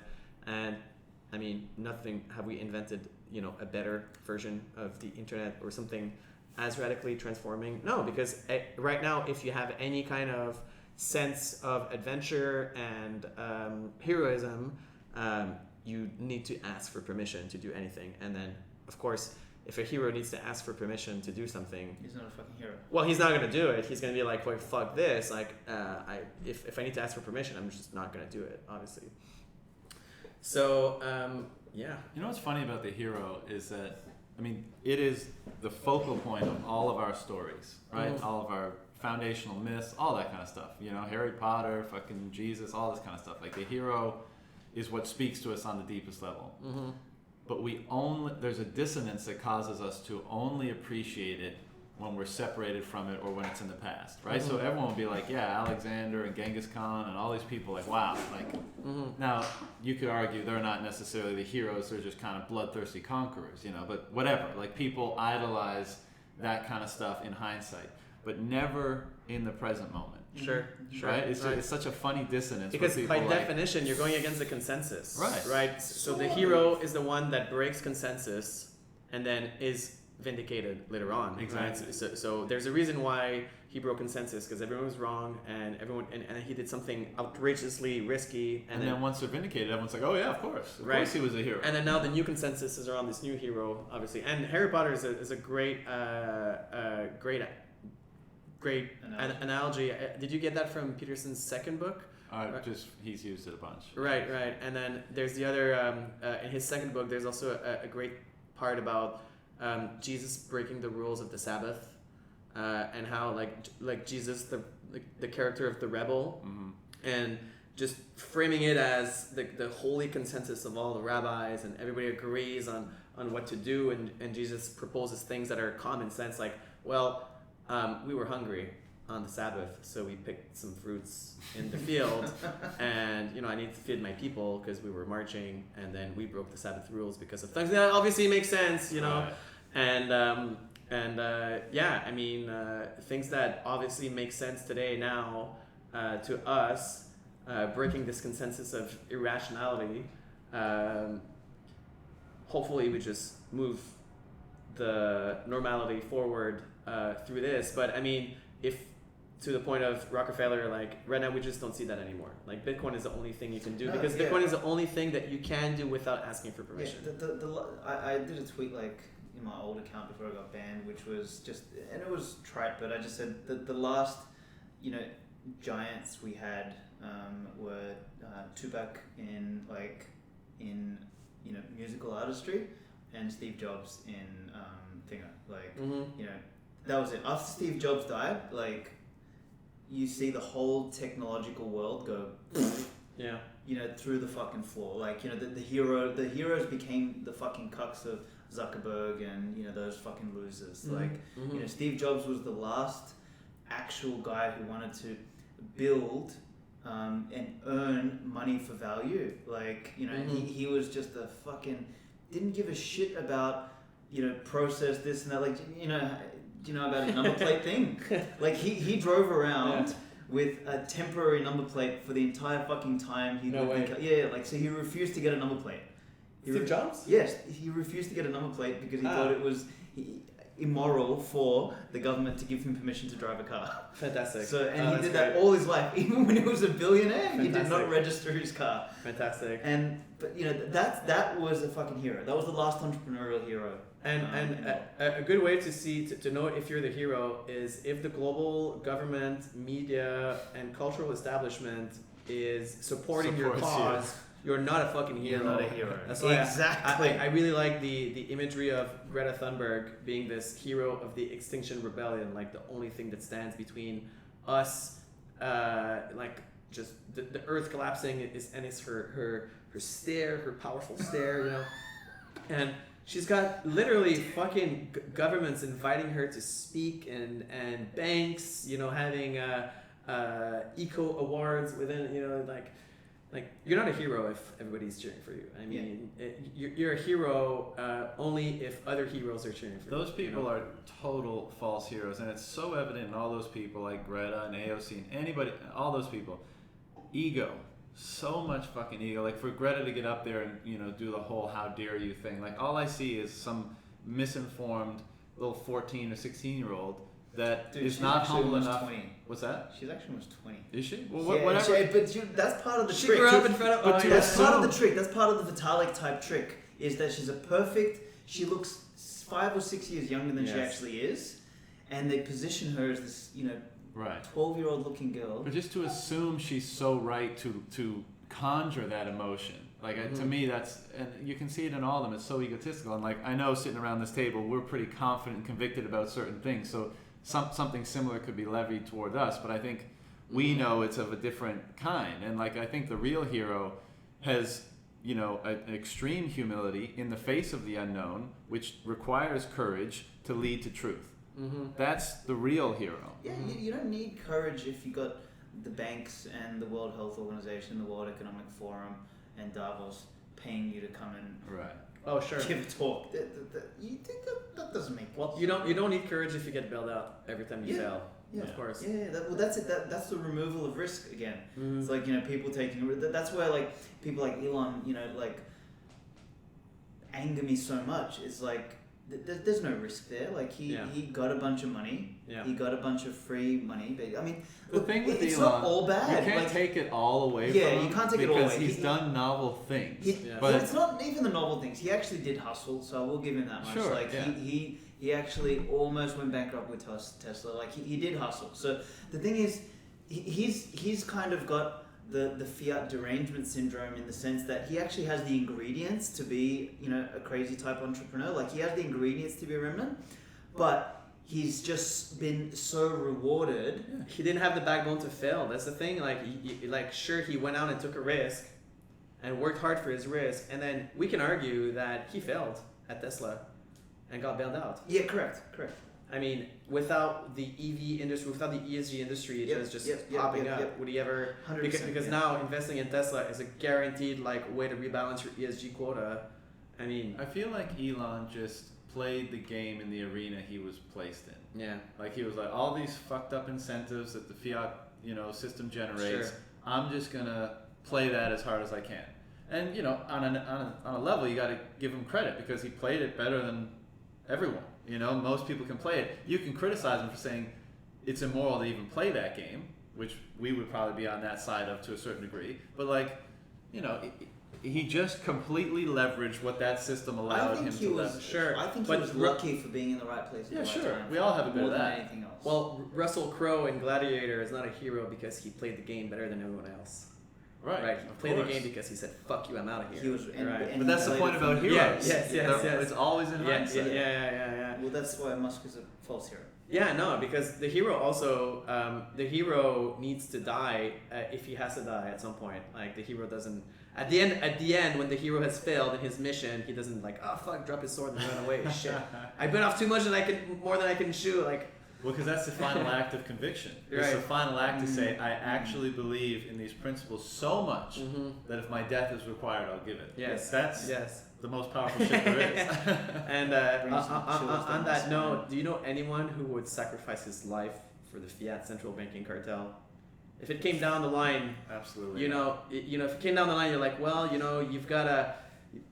You know, grab the gun and, you know... It's your turn, Bob. Go on. It's like, oh, wait, what? We actually have to do that? Whereas one thing that I know from Miami, and I know that from other conferences and hang out with Bitcoiners in real life, there's a lot of people that are more than willing to sacrifice their life for the cause of Bitcoin. It's that much, it's that compelling of a cause, and people believe in it so fucking much. I mean, the thing is, what we're talking about here is when shit hits the fan and the comfort is removed and the illusion is removed, and so who's left standing, right? Fuck yes. Who's left standing at the end of the day? So we're just in a battle against the times right now. Right? That's it. That's where I think when I was talking about before, where things are going to shift so quickly. Yeah. Is that's literally what it's going to be? Is, you know? I think it's gonna be faster. It's gonna be faster. So we had this discussion also I think a week ago. How fast is the shift gonna happen? So how fast is the economy gonna collapse to a point where it's not only unsustainable, but it just has stopped sustaining us. We literally run out of food. We run out of people are on the streets. People are rioting. People are murdering each other. So one of the first dominoes just fell. Cuba, they're all starving there now. Yeah. Because of the lockdown measures, and the whole country's flipped out now. Yeah, I mean, how fast? I mean, it's gonna happen. I don't know how fast it is gonna happen. But if you just use the heuristic of how bad things have become over the last 40, 50 years quickly, right? The amount of, it's the first generation that we know of where people are worse off than their parents. I mean, I'm sure it has happened in the Middle Ages or something like that, but the first in recorded modern history. So how fast do you think that's going to happen? Like how brutal? I mean, I can only imagine that it's going to be insanely brutal. Yeah. Like, Well, really it has to be. Once This the decade's order gonna be established by rough. the money goes down, the effectiveness of establishing order goes down.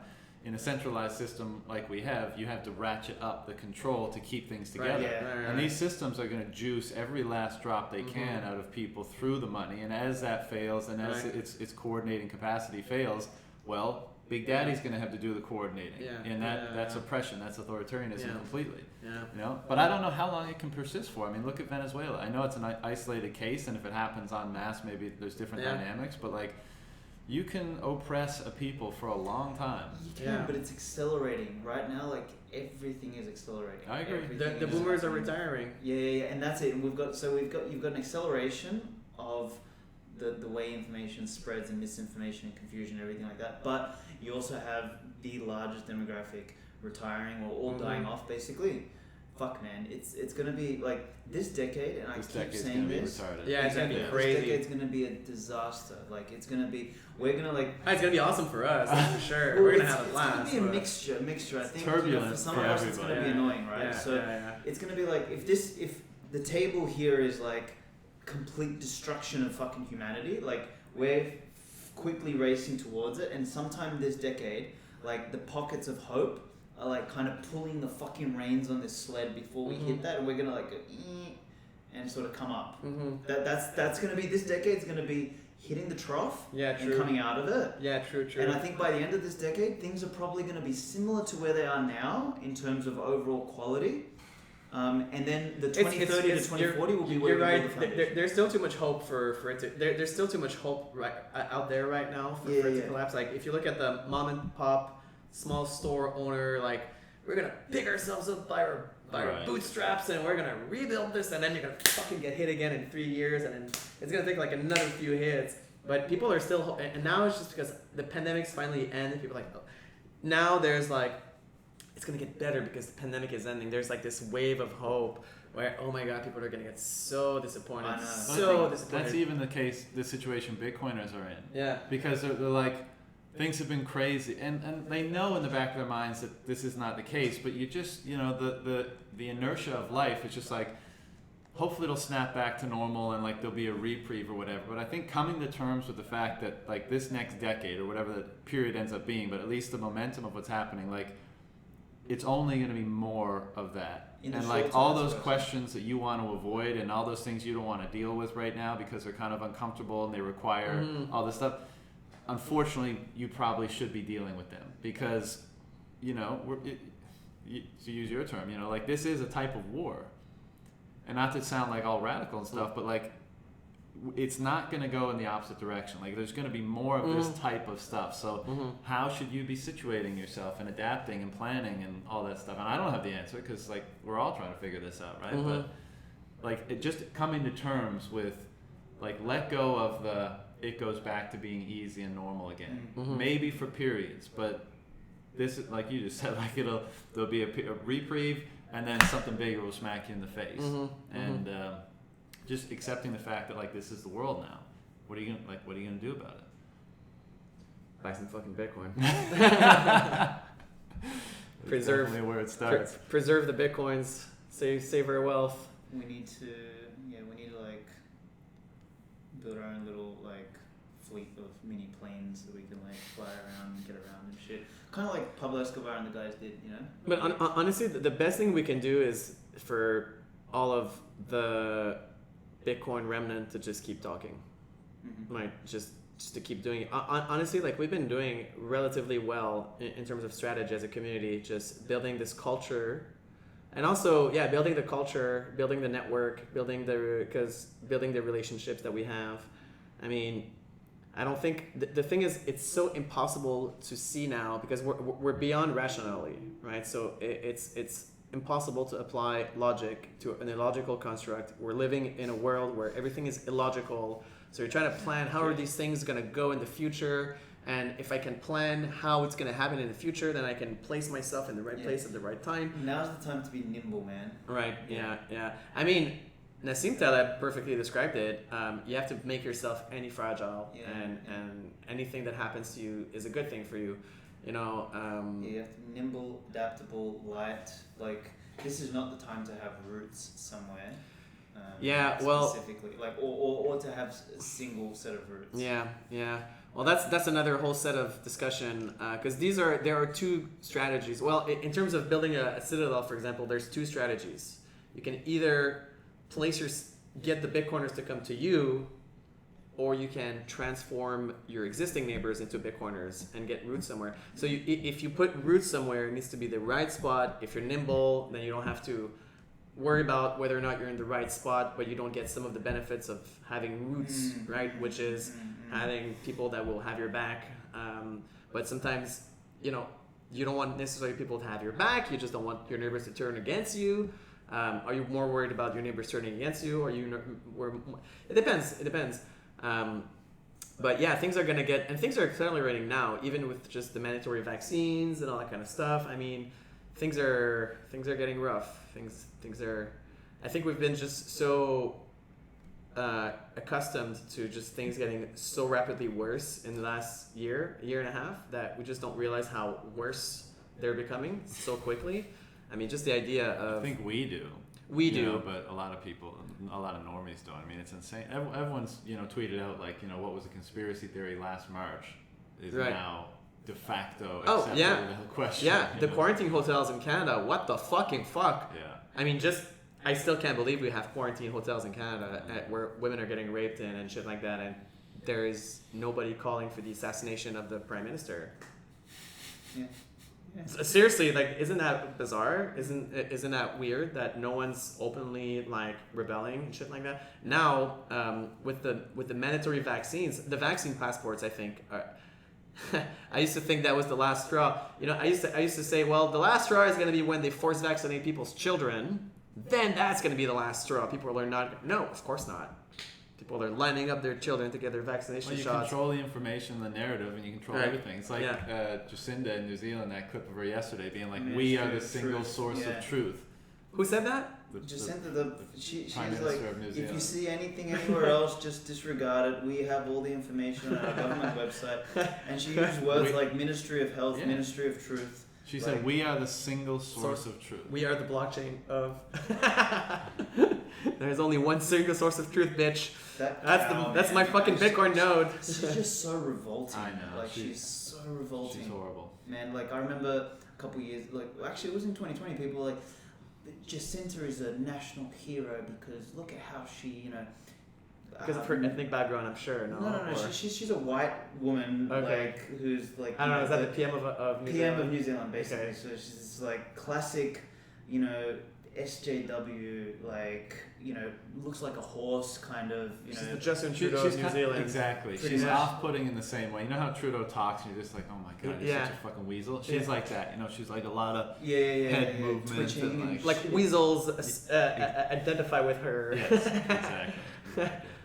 And everyone was like kissing her ass last year. We're the single source of truth. Such a brave, leader because of the way she handled the pandemic in New Zealand by, basically putting people into COVID camps. I know. A lot of super brave. A lot of bravery involved there. Much brave. Gents, I gotta bounce. Any final thoughts, in closing on this? I was gonna say, Bitcoin at $1 million and then 10 million. What do you start doing with your life?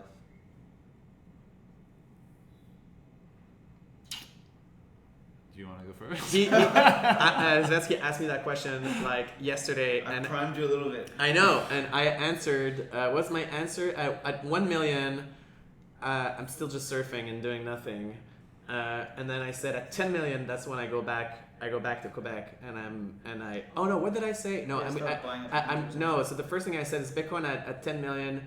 I will be presiding the court martials. Yeah, that's right. So I'm going to be guilty. Right. So I'm going to be chairing the COVID trials. Yeah. And using my network and fortune and past tweets predicting everything to like get me in that position where I can guilty and like sentenced to death by hanging in the public square, which is a lifelong dream of mine. Is to sentence legally, of course. To anybody that's listening, I would never advocate to kill politicians illegally, I would only advocate to do it in the context of, bringing back the death penalty and having all these trials and doing it like this. But I think that's like definitely the number one thing I would do is just lead. Honestly, is like lead because people need to be punished, and it just seems like there's nobody willing to punish anymore in our society. So that's what I would do. Yep. But that's 10 million, because at 1 million I'm still chilling. Yeah. Because 1 million is like in a few years. So 10 million that's in a little longer. I don't have ambitions like that. I mean, I want to have a big fat family in a beautiful environment, and bring you guys, like-minded people around, and just be strong. When we need a break from hanging people. Come on. We'll work out. We'll eat good food. We'll talk about interesting shit. I mean, because at that time, like, what's the next thing gonna be? Like, once the Bitcoin battle is fought and won, there's gonna be something else. Maybe not necessarily such a big battle, but there's gonna be something that calls us forward. So, I want to be a part of exploring that kind of shit. No, that was the answer I gave you, but you looked at me and you're like, that's such a lame answer, Francis, because I said like what do I want to do? Like, the real thing is I just want to be left alone. I really like when people leave me alone and in my space, and the fact that other people exist and force me to acknowledge their existence in multiple ways just drains my mental energy so totally that I don't even know what I can do anymore. So just leave me the fuck alone. And then I'll figure out what I want to do. Then I'll be in the right space. I'll probably do something with psychedelics because it's such a fascinating realm to me. I want to explore it more, and we'll just have the freedom and motivation to do whatever the fuck we want. And like that's just what matters, right? It's like I think curating. We're gonna crush it. That's what we're gonna do. We're gonna fucking crush it at anything we want. I think curating a new Eleusis, that kind of calls me forward. Like, are you familiar with Eleusis? Ancient Greek. Rites where the most powerful and influential people from the Greek world would go to Eleusis and have these sacred rites, and it would be the most important experience of their lives, but it was super hush and they wouldn't be able to talk about it. Something like that, where like good people converge to get even better, to develop, to explore whatever it ends up being, mix of psychedelics and ordeals and rites. John will be the remnant shaman. The magician. There's the magician energy. King, warrior, magician, lover. That's exactly what that energy is. I think like after this shit happens, we need to. The only thing after winning, we need to make sure is that it doesn't happen again. Well, that's the thing. Yeah. Right. So that's why I believe in the age of kings. So like for me, my strongest, King Svetski. Seriously, my thing is like of those 4 archetypes, I'm very like overbalanced in warrior with a bit of magician. There's probably Svetski fucks lover kind of. Sort of. I think in my 40s, I want to sort of transition over to like the king energy, which is re-establishing order more so, because I think in the short to medium term, it's going to be the fight. And I think you and I probably really connect on the warrior energy side of things. Is I'll be right there with you, like in the committee judging the hangings. And I actually know what I'll do. I thought about this a lot. I just remembered. I will fix the garbage. Okay. What garbage? The garbage problem. Yeah. Like just trash garbage? Yes, I will get rid of the garbage. I will make the garbage disappear. And in 150 years, putting it in your freezer? I don't know. Maybe that's. I mean, I'm trying it out right now. I mean, just put it in the freezer. How it all started. That is not very heroic. Freezer in the jungle. Put the garbage in the freezer. I don't really know where to put this stuff in the freezer. All right. Okay. Let's end up. That's fantastic. Garbage in the freezer. Yeah. Garbage in the freezer. Shaman. I'm gonna build Svetski Airlines first, and then build some cities. Pumped. Sounds good. That's where we are, gentlemen. Thank you so much. This was fucking fantastic. Thank you, conversations. Always fun. Absolutely. I bet this was like an hour and 45.